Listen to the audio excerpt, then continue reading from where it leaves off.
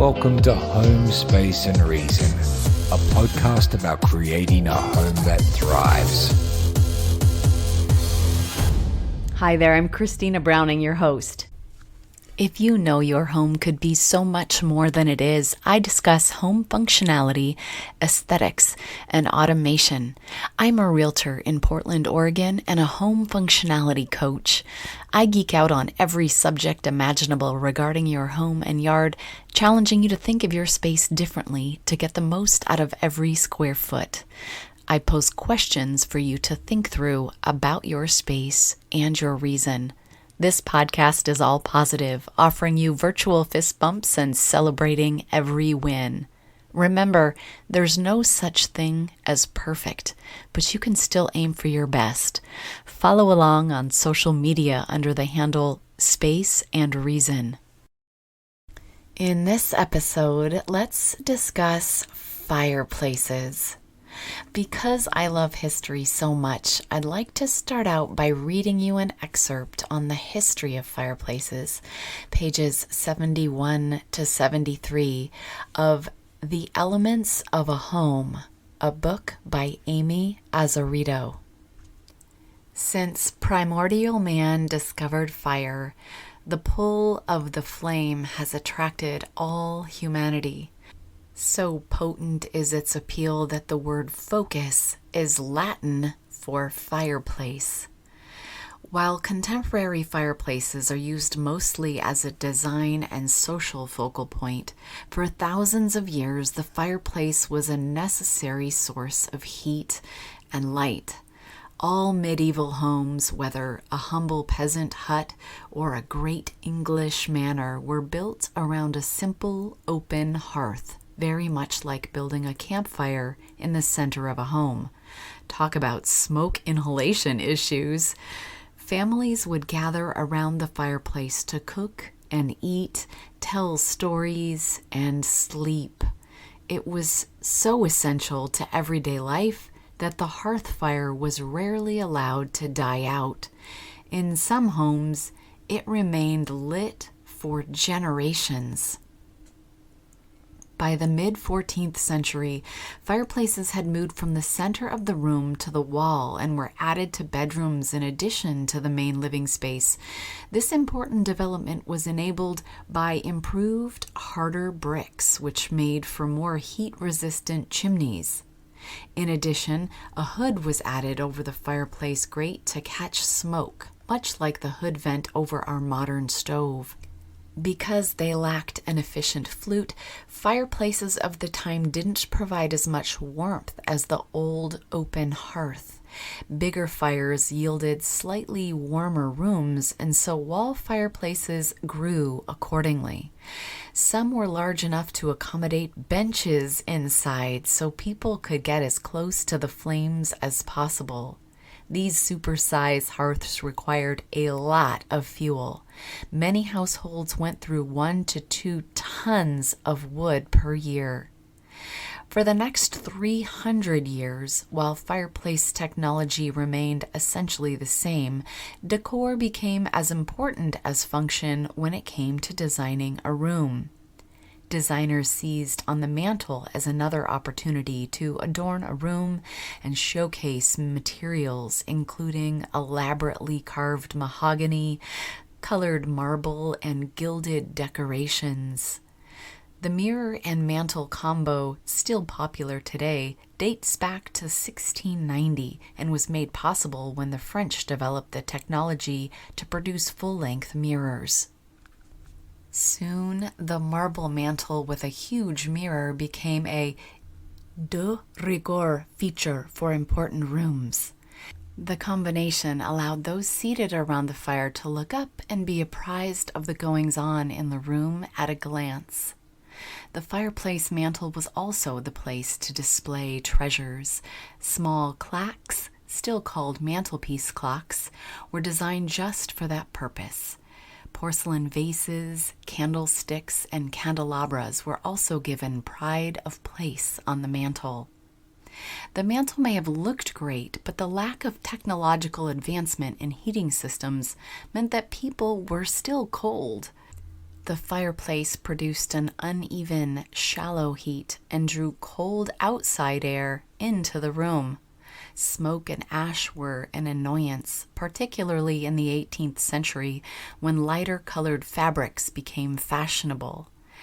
In November 1750, King Louis XV's mistress, Madame de Pompadour, threw a party at her newly renovated Chateau Bellevue. The fireplaces operated so poorly that all the rooms continuously filled with smoke. The party was supposed to last for several days, but after the first soot-filled evening, her guests left to find clearer air. By the 19th century, builders began to realize that bigger was not always better when it came to fireplaces. The larger the chimney opening, the more heat escaped up the flue. More efficient enclosed wood-burning stoves began to supplant the fireplace in continental Europe, Scandinavia, and the United States. A bit less often in Britain. The stove was often the central feature of a combined living and kitchen area, and many incorporated hot plates for cooking. Despite the availability of alternative methods of heat like central hot air and steam heat, the fireplace, with its unique warmth and light, remained a must-have well into the 20th century. Architect Frank Lloyd Wright loved to see the fire burning deep in the masonry of the house itself, and included a cavernous hearth, and sometimes 4 or 5, in nearly every one of his designs. Throughout the course of his career, Wright designed more than 1,000 of them. As the 20th century progressed, homeowners wanted the cozy ambiance a fireplace gave a room, but didn't need the heat or want the mess that came with burning wood. In the late 1970s, fireplaces powered by natural gas or propane became available, soon followed by electric fireplaces with realistic flames in the early 1980s.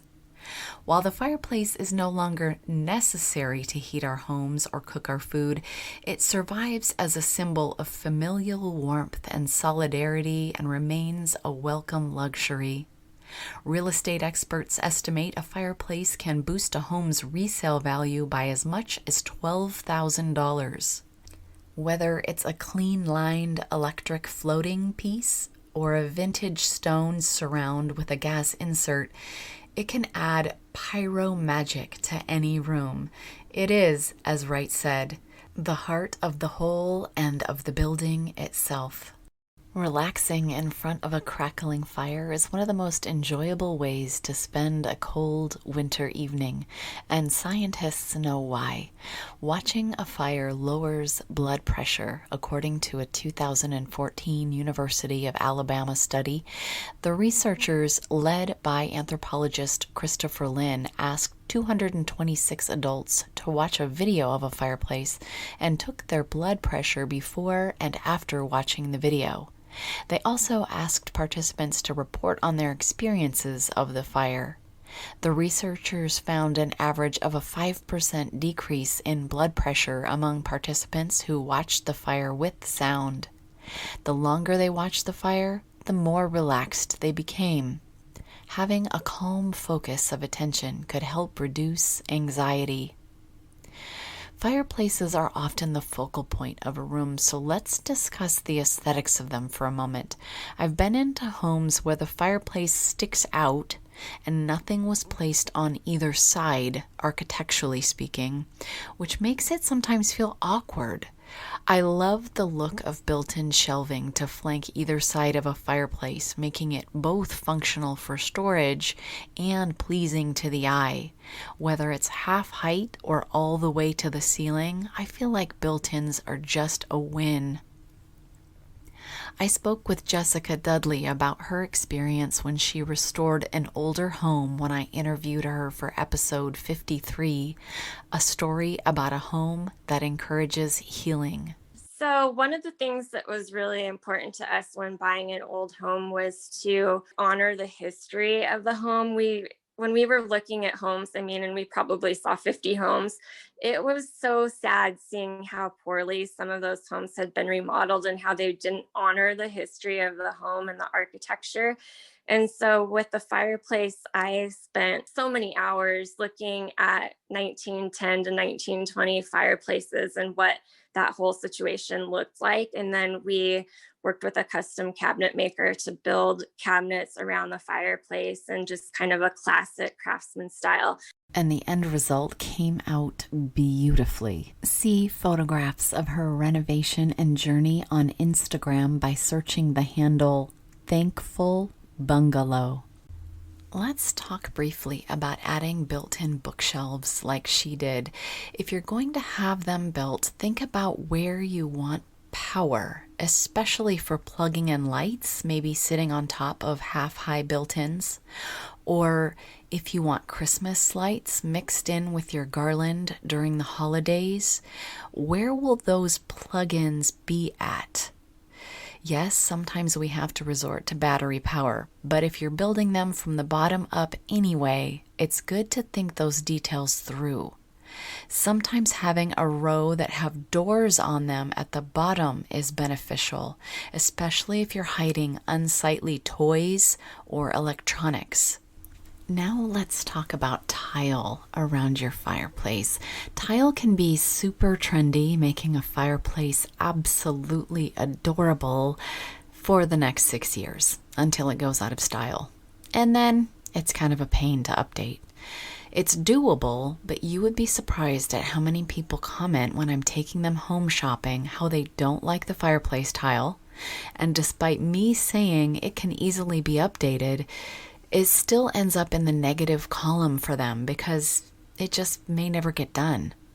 Some people don't know what kind of choice to make when it comes to tile. Here's what I would tell you without seeing the space. If you want longevity, go with black. Black tile around a fireplace blends in with the metal inset if it's a gas fireplace and looked just as incredible in the 1920s as it did in the 1980s as it does today. It can change with the times if you go with simple black. Black tile, black grout. If you're building around your fireplace, and if you have a wood-burning fireplace, keep in mind to build in space for wood to be stored. I have seen stunning vertical openings for stacked wood that is both functional and beautiful. A quick Google search and you'll see many examples of this. Let's shift to the topic of wood or gas. Let's think about the space and the reasons. Whether you're building and have a choice, or if you're looking for a home and are creating a wish list of what you'd like, let's think about both options for a moment. With wood, there is nothing that matches the smell of wood burning in the fireplace in the winter and the crackle of it. It's got all the feels. It's so closely entwined with romance that they're almost inseparable. Whether it's the romance of the holidays or the idea of what cozy feels like, there's almost no separating a wood-burning fireplace from that concept. But with the pros come the cons. Wood-burning fireplaces are messy. Hauling in wood, the removal of the soot and ashes, that causes a mess, and cleanup will be required. Sometimes the pop of the fire equals an ember ejecting onto your flooring, whether that's carpet or wood. Sometimes there's damage around fireplace hearths, depending on your diligence for shutting the screens or doors. You'll need to buy or cut your own wood and stack it out of the weather so you have dry wood to burn.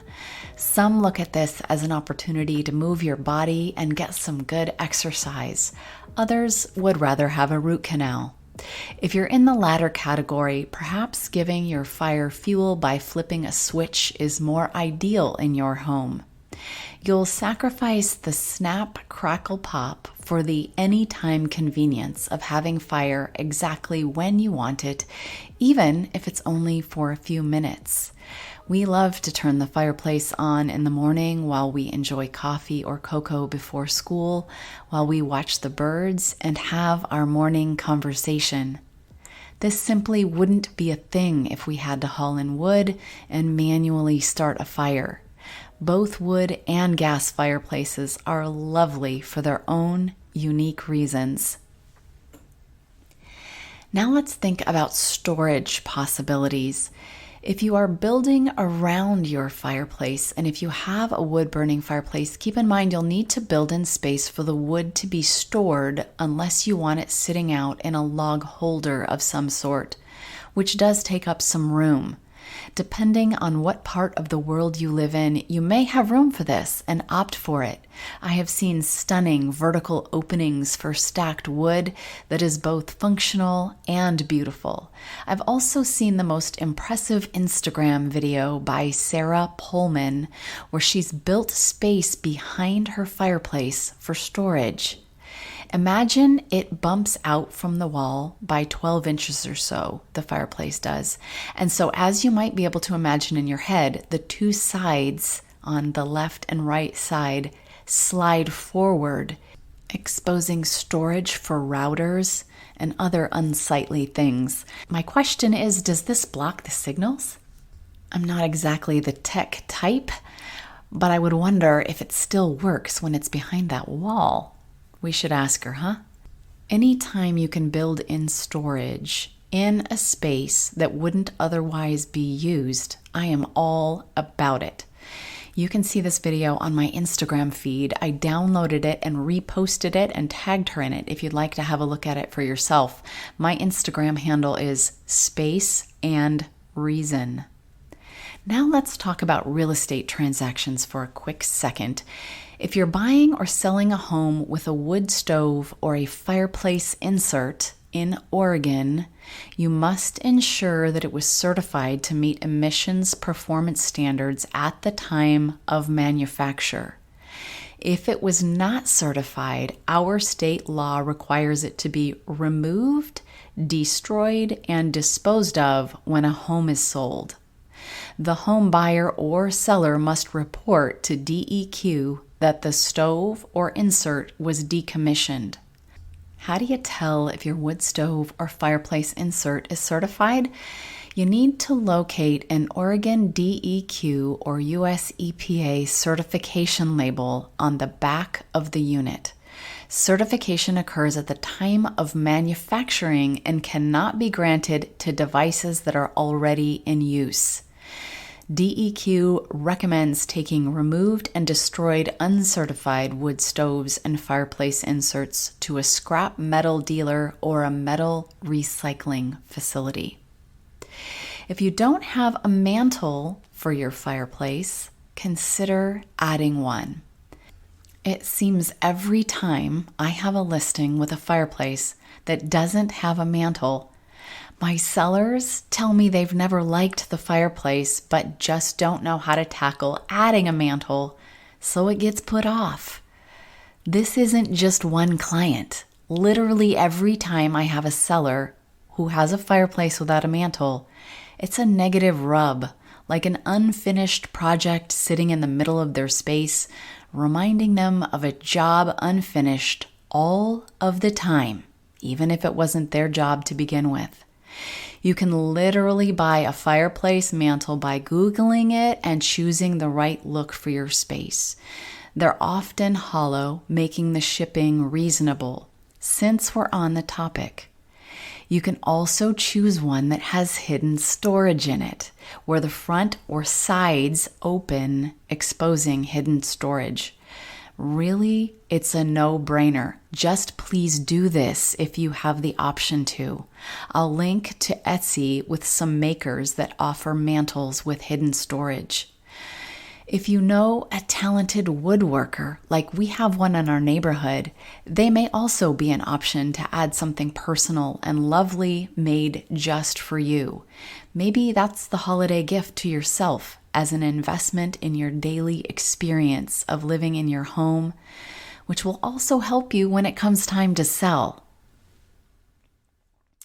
Let's talk about styling fireplace mantels for a moment. Whenever you have a flat, long surface, whether it's a countertop, a tabletop, or a mantel, the temptation is real to just fill it and maybe even overfill it by accident. Just because a space is there and it's vacant doesn't mean you need to fill it.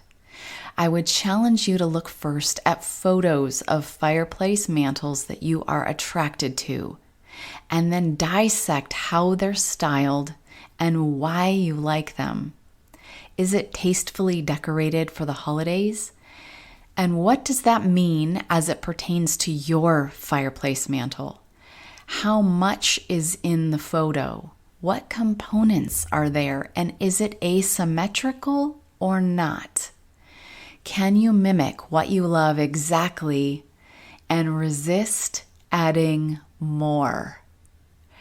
So, if in the photo that you love, there's one long sparse sprig of greenery, just for example, 3 books, and a wooden chunky candle holder with a taper candle in it, can you mimic those components?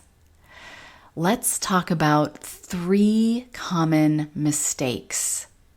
Don't put a bunch of objects in a line. Don't use too many small objects. Pay attention to scale here. And don't ignore the vertical space.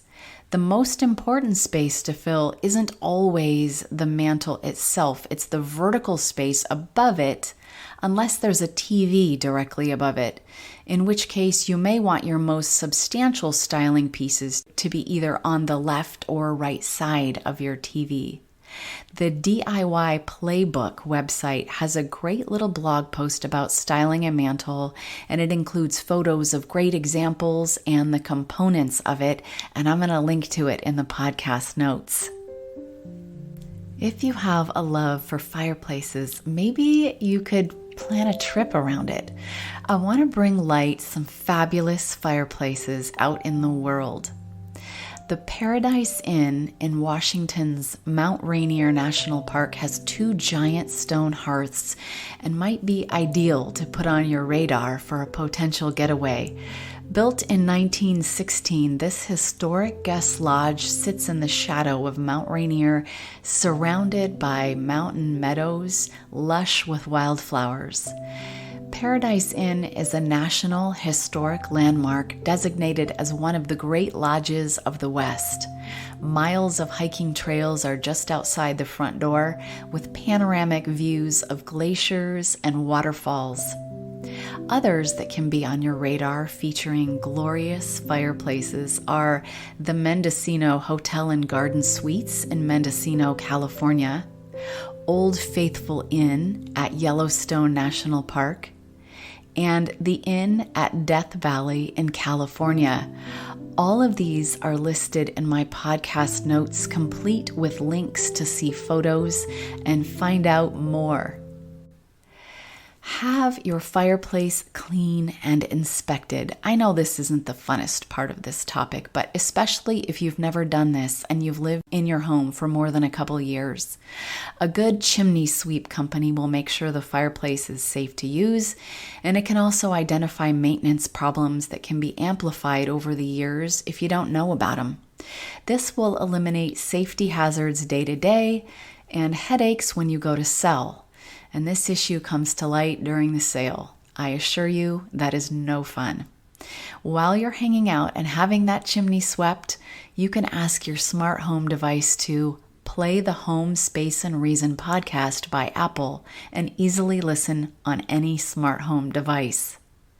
And now for a question to ask yourself about your home space and your reason. Grab a pen and paper, and then I'm going to drill down further on that one question after that. Here's the question. Do I like the way my fireplace looks as a whole? If your answer is no, What particular part don't I like? If it's the tile, can you make a goal to start looking for what you want to replace it with? Can you call a tile and flooring company right now and see about having someone come out and measure it for you so you know exactly what you're dealing with? You know more about the scope, and that way you can make an educated decision. Can this be your next birthday or Christmas gift? If the part you don't like is the surround, or maybe lack thereof, can you add a surround, or is it the color of the existing surround? That might be the mantel, that might be the built-ins, that might be the wall color. Can you paint it? Can you refinish it? Can you have built-ins added once and for all? If so, are they half high or are they full height all the way to the ceiling? If you feel like your fireplace wall just lacks and you're not sure why, perhaps I can help. I can do home functionality sessions by the hour and on Zoom if you need it to be. And sometimes it's just a quick 1-hour Zoom call to ask the right questions and get the right suggestions in order for you to move forward on your own. If you do like your fireplace and you like how it looks, how it functions, and how the space feels, I would like to challenge you to invite a good friend over this winter for a delightful, warm drink and an unpretentious get-together requiring no planning and no fussy clothes. Just call them and get it on the calendar. Connection is where it's at, and usually there's no better place to spark great conversation than around the fireplace. If you haven't listened to episode 33 yet, it's about revising and finishing things, along with paying attention to how we talk to ourselves in our own heads. I also shared that fretting about the future or worrying about the past is not helpful. I shared Arianna Huffington's words that resonated with me. The post read in part, "Even our worst enemies don't talk about us the way we talk to ourselves about ourselves." I call this voice the obnoxious roommate living in our head. It feeds on putting us down, judging us, and doubting us. It's time to evict our obnoxious roommates. So grab a cup of tea or something warm, sit in front of your fireplace, and listen to episode 33. If you've listened to this podcast from the very beginning, but you still feel like you'd like more thoughts and visuals on home, space, and reason, sign up for my email newsletter, Little Bits of Home Functionality. It comes just once a week and is intentionally short. Find the link to sign up in the podcast notes. Also, follow along on social media by searching for the handle Space and Reason. When you buy a home with a realtor who is also a home functionality coach, you get the added value of an expert to think through with you how the space can be used to its best and highest potential, specific to the needs and the passions and the values of your family. If you're thinking of buying, use an agent that has dual expertise. If you happen to know someone in the market to buy in the greater metro Portland, Oregon area, kindly send them my way. The finest compliment I could receive is the confidence of your referral. If you enjoyed this show, please take a moment to rate it or share it. Thanks for sitting in on this conversation about creating a home that thrives. I'll meet you back here for the next episode.